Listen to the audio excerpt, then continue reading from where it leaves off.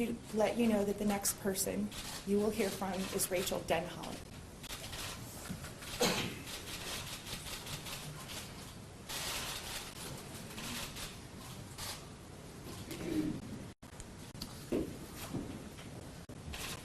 Thank you so much for being here. Please state and spell your name for the record. Rachael Denhollander, RACHAEL DENHOLLANDER. Right. You're a little soft-spoken. I know Yes, you've got a tiger of a voice in there. So, when you're ready, I need you to speak and speak loudly with that tiger voice, all right? That better? You. Better. You don't have to lean over, just keep your voice up. Okay, thank you. That's better if you just speak up, okay? Thank you. I do want to thank you first, Jacqueline, for giving all of us the chance to reclaim voices. Our voices were taken from us for so long, and I am grateful beyond what I can express that you have given us the chance to restore them. There are two major purposes in our criminal justice system, Your Honor: the pursuit of justice and the protection of the innocent. Neither of these purposes can be met if anything less than the maximum available sentence under the plea agreement is imposed upon Larry for his crimes. Not because the federal sentence he will already serve is lacking, but because the sentence rendered today will send a message across this country, a message to every victim, and a message to every perpetrator. I realize you have many factors to consider when you fashion your sentence, but I submit to you that the preeminent question in this case, as you reach a decision about how best to satisfy the dual aims of this court, is the same question that I asked Judge Neff to consider. How much is a little girl worth? How much is a young woman worth? Larry is a hardened and determined sexual predator. I know this firsthand. At age 15, when I suffered from chronic back pain, Larry sexually assaulted me repeatedly under the guise of medical treatment for nearly a year. He did so with my own mother in the room, carefully and perfectly obstructing her view so that she would not know what he was doing.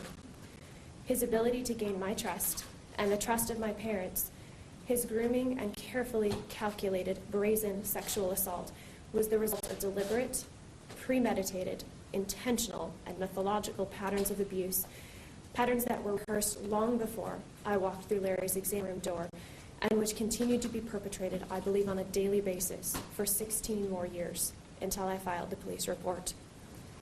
Larry is the most dangerous type of abuser, one who is capable of manipulating his victims through coldly calculated grooming methodologies, presenting the most wholesome and caring external persona as a deliberate means to ensure a steady stream of young children to assault. And while Larry is unlikely to live past his federal sentence, he is not the only predator out there. And this sentence will send a message about how seriously abuse will be taken. So I ask, how much is a little girl worth? How much priority should be placed on communicating that the fullest weight of the law will be used to protect another innocent child from the soul-shattering devastation that sexual assault brings? I submit to you that these children are worth everything, worth every protection the law can offer, worth the maximum sentence. The second aim of this court and our criminal justice system is to pursue justice for the victims that have already been harmed. And this aim, too, can only be realized by imposing the maximum sentence under the plea agreement. And in reaching this decision, too, we also must answer the question, how much was a little girl worth? How much were these young women worth? This time, however, the little girls in question are not potential victims. They are real women and children, real women and little girls who have names and faces and souls, real women and children whose abuse and suffering was enjoyed for sexual fulfillment by the defendant. I believe sometimes, Your Honor, that when we are embroiled in a legal dispute, the words of our legal system, designed to categorize and classify and instruct, can inadvertently sterilize the harsh realities of what has taken place. They can serve as a shield against the horror of what we are really discussing. And this must not ever happen, because the truth about what Larry has done must be realized to its fullest depth if justice is to ever be served.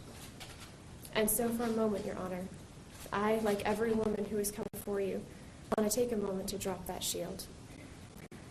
Larry meticulously groomed me for the purpose of exploiting me for his sexual gain. He penetrated me, He groped me, he fondled me, and then he whispered questions about how it felt. He engaged in degrading and humiliating sex acts without my consent or permission. And Larry enjoyed it. Larry sought out and took pleasure in little girls and women being sexually injured and violated because he liked it. And as I and so many other women and little girls were being violated, Larry found sexual satisfaction in our suffering. As we were being sexually violated, even as very young children, as young as 6 years old, Larry was sexually aroused by our humiliation and our pain. He asked us how it felt because he wanted to know. What was done to myself and these other women and little girls, and the fact that our sexual violation was enjoyed by Larry, matters. It demands justice. And the sentence you impose today will send a message about how much these precious women and children are worth. You have seen our pictures, Your Honor. Moments in time captured when they were young and vulnerable and violated. I think of the young girl that I was, and the little girls and young women all of these survivors were every day. I feel like I see them in the faces of my two precious daughters. When I watch my daughters' eyes light up as they dance to the Nutcracker, I remember the little girl that I and all of these women used to be. The sparkle their eyes must have had, as mine did, before their innocence was taken. I watch my daughters love and trust unreservedly, and I remember the long road that it has been to let myself love and be loved without fear. I think of the scars that still remain for all of us. One of the worst parts of this entire process was knowing, as I began to realize what had happened to me, how many other little girls had been left destroyed too. I was barely 15 when Larry began to abuse me, and as I lay on the table each time and tried to reconcile what was happening with the man Larry was held out to be, there were three things I was very sure of. First, it was clear to me this was something Larry did regularly. Second, because this was something Larry did regularly, it was impossible that at least some women and girls had not described what was going on to officials at MSU and USAG. I was confident of this. And third, I was confident that because people at MSU and USAG had to be aware of what Larry was doing and had not stopped him, there could surely be no question about the legitimacy of his treatment. This must be medical treatment. The problem must be me. And because I had friends who were physical therapists who actually practiced legitimate internal pelvic floor techniques, I also knew at 15 that to practice this, you must have specialized training and certification. Surely anyone who had heard that Larry was penetrating little girls would have demanded to know where he got his training. And if there was any question, he would have never been allowed near me. And so I lay still. And on the first 2 points, I was right. It was something he did often. And others had described Larry's treatment before.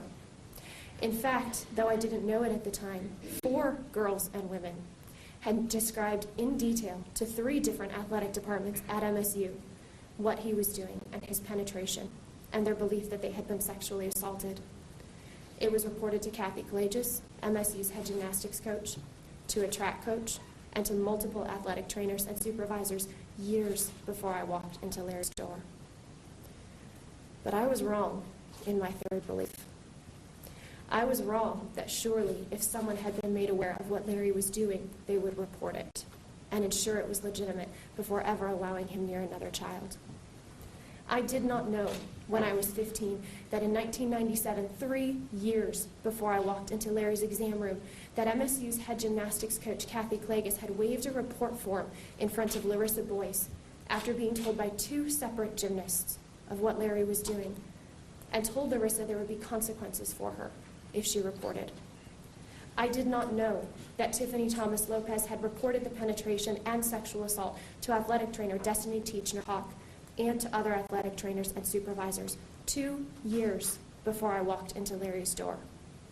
I did not know that Christy Achenbach had reported the penetration and sexual assault to her track coach and her athletic trainers and had also been silenced a full year before I walked into Larry's door. I did not know that Jennifer Bedford had also reported to Destiny Teachner-Hawk and asked if she could file a report that Larry's treatment made her feel uncomfortable, and that she had also been silenced. At 15, I believed that the adults at MSU surrounding Larry would do the right thing if they were aware of what Larry was doing, and I was terribly wrong. And discovering that I could not only trust my abuser, but I could not trust the people surrounding him has been devastating. It is part of the consequences of sexual assault, and it needs to be taken seriously.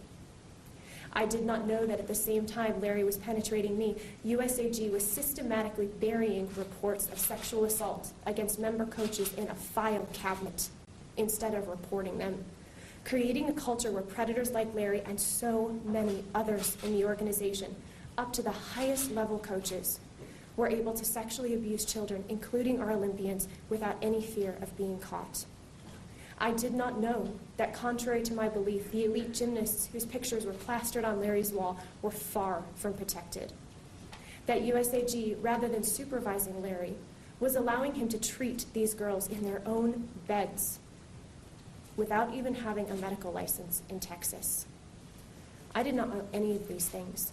And so as Larry was abusing me each time, I assured myself it must be fine, because I thought I could trust the adults around me. My misplaced trust in my physician and my misplaced trust in the adults around me were wielded like a weapon, and it cost me dearly, and it follows me everywhere. And I would like to take a moment now to address both organizations whose failures led to my sexual assault, because it is part of the consequences that I now carry. You may. Thank you. MSU, we have been telling our stories for more than 18 months, and you have yet to answer a single question I have asked. Every time I repeat these facts about the number of women who reported to employees at MSU and were silenced, you respond the exact same way. You issue a press statement saying there was no cover-up because no one who heard the reports of assault believed that Larry was committing abuse. You play word games, saying you didn't know because no one believed. I know that. And the reason everyone who heard about Larry's abuse did not believe it is because they did not listen. They did not listen in 1997 or 1998 or 1999 or 2000 or 2004 or 2014. No one knew, according to your definition of know, because no one handled the reports of abuse properly. Victims were silenced, intimidated, repeatedly told it was medical treatment, and even forced to go back for continued sexual assault. You have stated in the motion to dismiss our civil suit that ironically is being heard right now in court as I am speaking, that the reports that were given in 1997, 98, 99, and 2000 to track coaches, head gymnastics coaches, and athletic trainers and supervisors don't, quote, count as notice because these teenagers didn't report it to the right official. The 14-year-old didn't go to the right person. You have stated that no reports of sexual assault count as notice unless it is reported to a person who is capable of firing the alleged perpetrator. This entirely contradicts the letter that President Simon sent to all 11,000 MSU employees in 2012, reminding them that MSU policy requires them to report any suspected child abuse and any allegations of sexual assault against someone at MSU. So MSU, which is it? Do your employees have a duty to protect children or not? It has been 18 months, and I am still asking the same questions, hoping that the little girls that come after me will have adults that they can trust. And I've been getting the same answer for a year.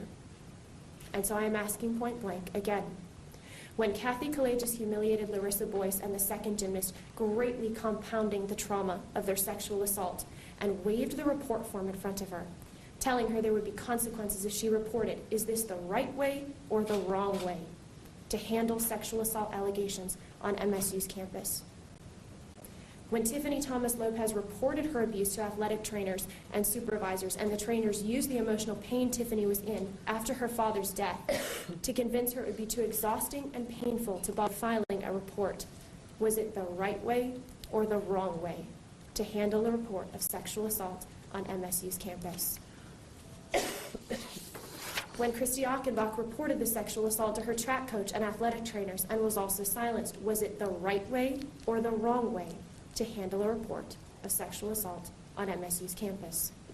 When Kyle Stevens' parents reported Larry's sexual abuse of their daughter to an MSU psychiatrist, and he brought Larry in to talk to her parents instead of reporting as he was mandated to do by law, was it the right way or the wrong way to handle a report of sexual assault on MSU's campus? When Amanda Thomashaw reported to the Title IX office and Larry was allowed to hand-pick the 4 colleagues to be interviewed to determine whether his treatment was legitimate, was that the right way or the wrong way to investigate a claim of sexual assault on MSU's campus? And after all this, when I came forward in 2016, I brought an entire file of evidence with me. I made a police report and a Title IX report, and I brought with me to those reports my medical records showing that Larry had never tried penetrative techniques. I brought medical records from a nurse practitioner documenting my graphic disclosure of abuse to her way back in 2004. I had my journals showing the mental anguish I had been in since the assault. A catalog of national and international medical journal articles showing what real pelvic floor treatment looks like. I brought a letter from a neighboring district attorney vouching for my character and truthfulness and urging detectives to take my case seriously. I brought a cover letter going point by point through Michigan law and case law, explaining how every element of first-degree criminal sexual assault was met and could be proven. I brought a witness I had disclosed to in 2004. I brought evidence of 2 more women unconnected to me who were also claiming sexual assault. And I had the names of 3 pelvic floor experts willing to speak on my behalf. And the MSU PD handled it beautifully. But MSU officials were a different story. Because the response of Dean William Strample was to send an email to Larry that day and tell him, quote, "Good luck, I am on your side." And when my video testimony to the Indy Star came out, graphically describing the abuse that Larry perpetrated, disclosing horrific details to the world that no one was ever supposed to know, that I had never told anyone, even my own husband, until that point, Dean Strample forwarded that video testimony to the MSU provost, and he mocked it. He called it the cherry on the cake of his day. President Simon and Board of Trustees, is this the right way to handle disclosures of abuse on MSU's campus? When Brooke Lemon, one of the doctors Larry was allowed to handpick to clear himself in 2014, was interviewed for my investigation, she said I hadn't really been penetrated. I only thought I had because, quote, "When I am a 15-year-old girl, I think everything between my legs is my vagina." I only thought Larry had put his fingers in me for up to 40 minutes at a time for a full year. I was just confused. Sounds eerily familiar to what Amanda Thomashaw was told in 2014, that she, quote, "didn't understand the nuanced differences between sexual assault and a medical exam." It sounds eerily familiar to what every single woman was told all the way back to 1997. We were all wrong. We were all just confused. Board of Trustees, is this the right way to handle disclosures of sexual assault on MSU's campus? And if that were not bad enough, when I finally joined the civil suit 5 months later, after waiting for almost half a year for MSU to do the right thing, the vice president of the Board of Trustees, Joel Ferguson, went on television and gave a press interview in which he claimed those of us who had filed civil suit were ambulance chasers who were looking for a payday. In fact, I know that at least one other high-ranking MSU official has specifically called me out by name and said I am in it for the money. This has never been contradicted, retracted, or refuted. And MSU, you need to realize that you are greatly compounding the damage done to these abuse victims by the way you are responding. This, what it took to get here, what we had to go through for our voices to be heard because of the responses of the adults in authority, has greatly compounded the damage we suffer, and it matters. We have waited 18 months to be told, no, this is not how we handle this on MSU's campus. But instead, everyone has doubled down on the claim that nothing was done wrong. And the only conclusion that can be reached is that no one truly sees anything wrong with any of this. And that is terrifying. And it leaves me terrified for the little girls of the future, who we are here to protect. And because of this willful ignorance, victim silencing, and mishandling of sexual assault reports against Larry in 97, 98, and 99, I walked through Larry's door in 2000 and never walked out the same. Not long after I stopped seeing Larry, I transitioned from athlete to coach. And every day that I nurtured those baby gymnasts, I wondered if any of them would find their way into his exam room. When one of my little girls was finally referred to him, I took a chance and I spoke up. And I was kindly cautioned for my own sake to remain silent.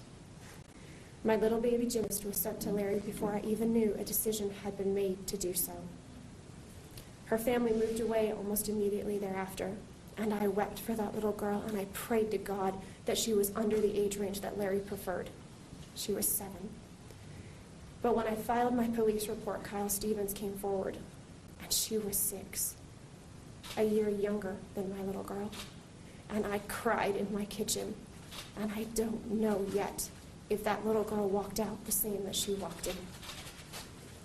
I transitioned from coaching to working in public policy, and I fought fear every time I had to commute or work in close quarters with my male colleagues. I dreaded working on current events or legislation that involved sexual assault because I knew the memories that would come with it. I still watched gymnastics, but I looked away whenever the camera panned to the sidelines in case Larry would be there. I wondered almost daily if there was any chance that my voice would ever be heard. I began law school when I was 19, and I wrapped up in blankets every time I studied torts or crimes related to sexual assault, and I hoped my face wouldn't betray me in classroom discussions.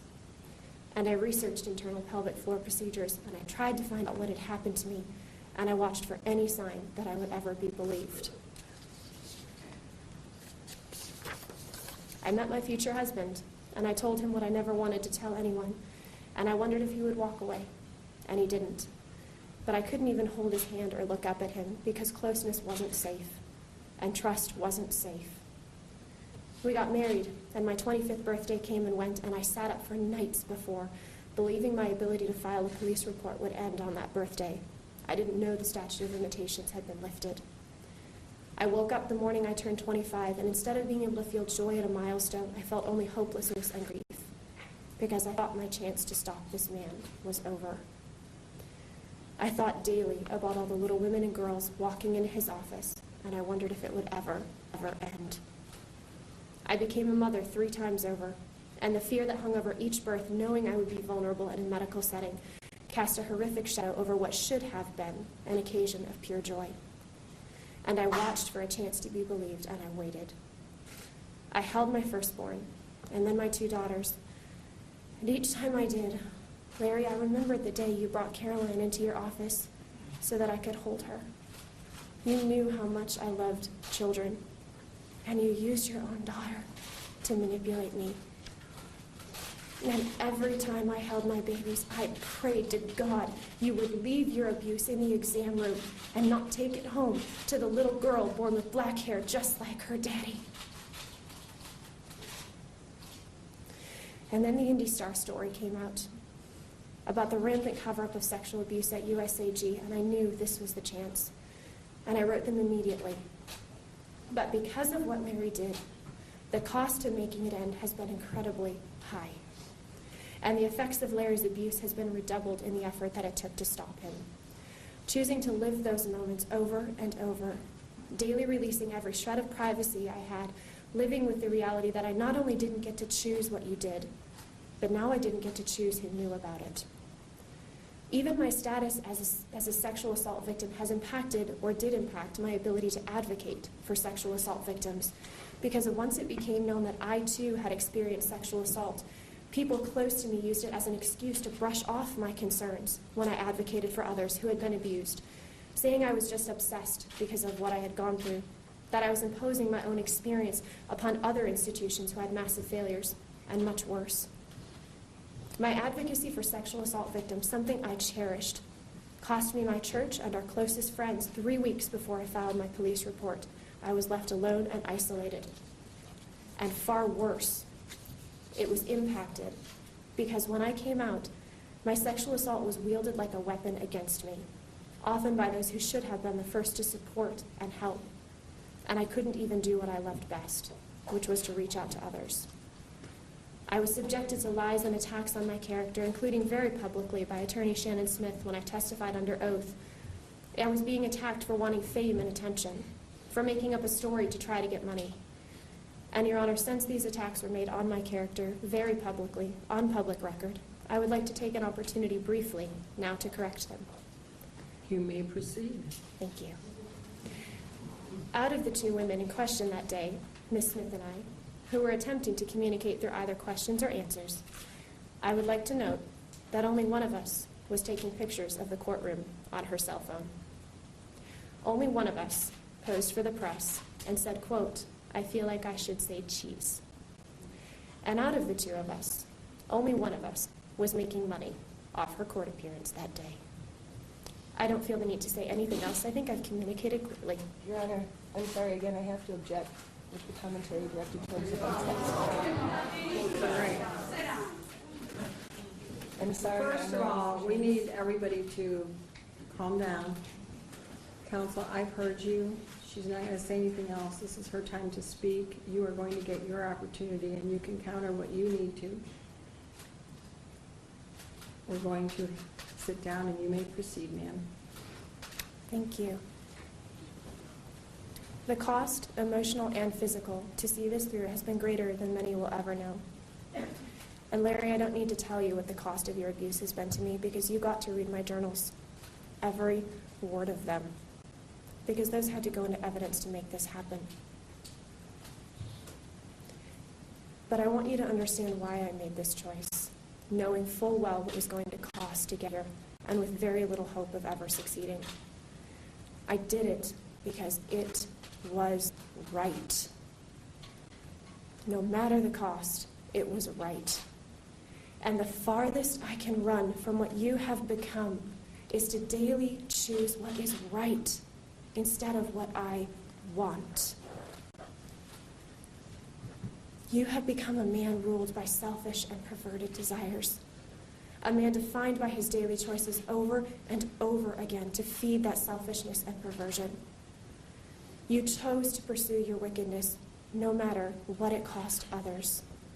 And the opposite of what you have done is for me to choose to love sacrificially, no matter what it costs me. In our early hearings, you brought your Bible into the courtroom, and you have spoken of praying for forgiveness, and so it is on that basis that I appeal to you. If you have read the Bible you carry, you know that the definition of sacrificial love portrayed is of God himself, loving so sacrificially that he gave up everything to pay a penalty for the sin he did not commit. By his grace, I too choose to love this way. You spoke of praying for forgiveness, but lately, if you have read the Bible you carry, you know forgiveness does not come from doing good things, as if good deeds can erase what you have done.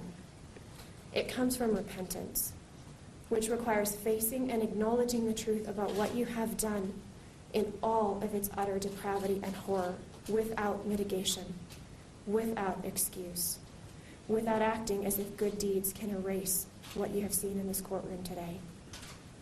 The Bible you carry says it is better for a millstone to be thrown around your neck and you thrown into a lake than for you to make even one child stumble. And you have damaged hundreds. The Bible you speak carries a final judgment where all of God's wrath and its eternal terror is poured out on men like you. Should you ever reach the point of truly facing what you have done, the guilt will be crushing. And that is what makes the gospel of Christ so sweet, because it extends grace and hope and mercy where none should be found. And it will be there for you. I pray you experience the soul-crushing weight of guilt so that you may someday experience true repentance and true forgiveness from God, which you need far more than forgiveness from me, though I extend that to you as well. Throughout this process, I have clung to a quote by C.S. Lewis where he says, "My argument against God was that the universe seemed so cruel and unjust. But how had I got this idea of unjust and just? A man does not call a line crooked unless he first has some idea of straight. What was I comparing the universe to when I called it unjust? Larry, I can call what you did evil and wicked because it was.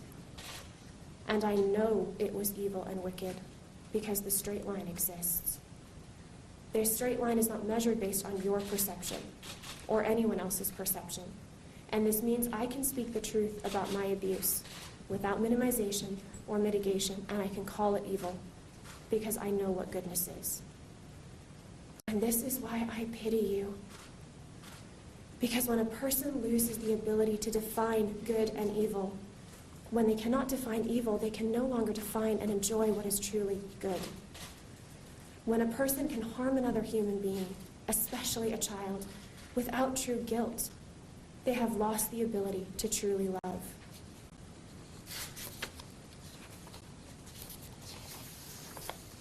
Larry, you have shut yourself off from every truly beautiful and good thing in this world that could have and should have brought you joy and fulfillment. And I pity you for it. You could have had everything you pretended to be. Every woman who stood up here truly loved you as an innocent child. Real, genuine love for you. And it did not satisfy. I have experienced the soul-satisfying joy of a marriage built on sacrificial love and safety and tenderness and care. I have experienced true intimacy in its deepest joys, and it is beautiful and sacred and glorious. And that is a joy you have cut yourself off from ever experiencing. And I pity you for it. I have been there for young gymnasts and helped them transform from awkward little girls to graceful, beautiful, confident athletes, and taken joy in their success because I wanted what was best for them. And this is a joy you have cut yourself off from forever because your desire to help was nothing more than a facade for your desire to harm. I have lived the deep satisfaction of wrapping my small children up in my arms and making them feel safe and secure because I was safe. And this is a rich joy beyond what I can express. And you have cut yourself off from it because you were not safe. And I pity you for that. In losing the ability to call evil what it is, without mitigation, without minimization, you have lost the ability to define and enjoy love and goodness. You have fashioned for yourself a prison that is far, far worse than any I could ever put you in. And I pity you for that. And this is also why, in many ways, Your Honor, the worst part of this process was each name, each number who came forward to the police. With each Jane Doe, I saw my little girls, and the little girls that were. The little girls who walked into Larry's office that I could not save because no one wanted to listen. And while that is not my guilt, it is pain I still carry, and pain I share with them. I cried for them. And with every tear that fell, I wondered, who is going to find these little girls? Who is going to tell them how much they are worth? How valuable they are, how deserving of justice and protection? Who is going to tell these little girls that what was done to them matters? That they are seen and valued? That they are not alone and they are not unprotected? And I could not do that. But we are here now. And today that message can be sent. With the sentence you hand down, you can communicate to all these little girls and to every predator, to every little girl or young woman who is watching, how much a little girl is worth. I am asking that when we leave this courtroom, we leave knowing that when Larry was sexually aroused and gratified by our violation, when he enjoyed our suffering, when he took pleasure in our abuse, that was evil and wrong. I ask that you hand down a sentence that tells us that what was done to us matters, that we are worth everything, worth the greatest protection the law can offer, the greatest measure of justice available. And to everyone who is watching, I ask that same question. How much is a little girl worth? Larry said in court that he hoped education and learning would happen from this tragedy, and I share that hope. And this is what we need to learn. Look around the courtroom. Remember what you have witnessed these past 7 days. This is what it looks like when someone chooses to put their selfish desires above the safety and love for those around them. And let it be a warning to us all. And moving forward as a society, this is what it looks like when the adults in authority do not respond properly to disclosures of sexual assault. This is what it looks like when institutions create a culture where a predator can flourish unafraid and unabated. And this is what it looks like when people in authority refuse to listen, put friendships in front of the truth, fail to create or enforce proper policy, and fail to hold enablers accountable. This is what it looks like. It looks like a courtroom full of survivors who carry deep wounds. Women and girls who have banded together to fight for themselves because no one else would do it. Women and girls who carry scars that will never fully heal, but who have made the choice to place the guilt and shame on the only person to whom it belongs, the abuser. But may the horror expressed in this courtroom over the last 7 days be motivation for anyone and everyone, no matter the context, to take responsibility if they have erred in protecting a child, to understand the incredible failures that led to this week, and to do it better the next time. Judge Aquilina, I plead with you as you deliberate the sentence to give Larry, send a message that these victims are worth everything. In order to meet both the goals of this court, I plead with you to impose the maximum sentence under the plea agreement, because everything is what these survivors are worth. Thank you. Thank you. Are you asking for restitution? No, ma'am. I'm going to leave it open anyway. You might find that if it's available, if you don't need the money, you have another pocket to fill. Someone else, a sister survivor, might be able to use it. I don't know, but it is your money and it is your right. So I will leave it open. You don't have to use it. I want you to know that your words are the right words. You didn't just build a file.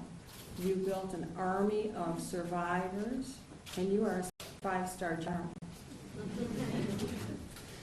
Your demands for accountability and change are happening. Your words, your army, tells the world that these girls, all of you, and all of the others who you've mentioned, who I've mentioned, who I think every survivor has mentioned, the concern for all of those other ones who haven't been able to speak out or who will in the future be abused, that they are worth something, that they have a voice. You're a shining example. Your words have grace and great hope for a better future in the world, for all women, for all children, for all survivors. And this is, as you know, sadly, not just limited to women or children, female, also male. You're in control now, and I think you also know that sexual assault is about control. I don't even know if he knew what he was enjoying, because it was about controlling all of you. And none of you are being controlled anymore. You found your voice, and you found a world of support. He will lose his voice, his freedom, his ability to move. How much is a little girl worth? It's sad that if I answered that question, I'd have to violate the law, and I won't. I appreciate that. I think you all in the Me Too movement need to put lines above that. I have a name. I have a voice. I matter. And why? Because all of you have come forward as sister survivors. But why more than that? Because you started the tidal wave You made all of this happen. You made all of these voices matter. Your sister survivors, and I thank you. You are the bravest person I have ever had in my courtroom. Thank you. Thank you.